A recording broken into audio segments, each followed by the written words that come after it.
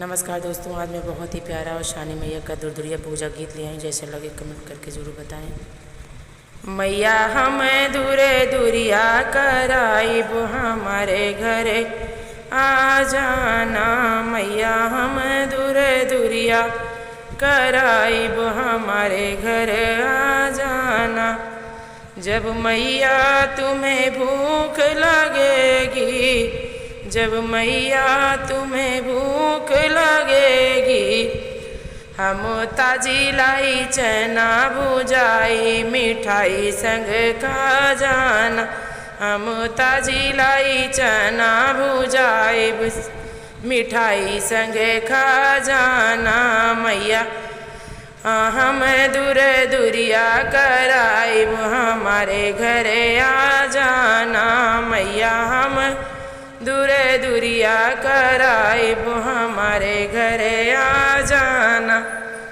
जब मैया तुम्हें प्यास लगेगी, जब मैया तुम्हें प्यास लगेगी, हम गंगा जल कलश भराइब बेदिया पर पी जाना।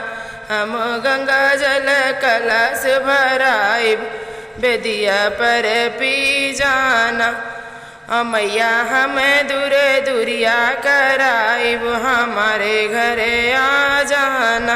मैया हम दूर दुरिया कराइब हमारे घरे आ जाना।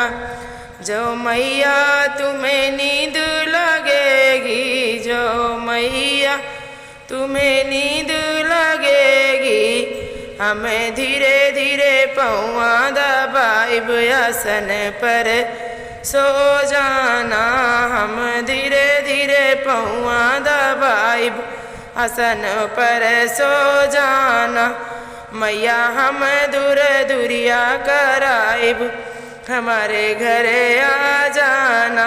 मैया हम दूर दुरिया कराइब हमारे घरे आ जाना। मैया हम दूर दुरिया कराइब हमारे घरे आ जाना।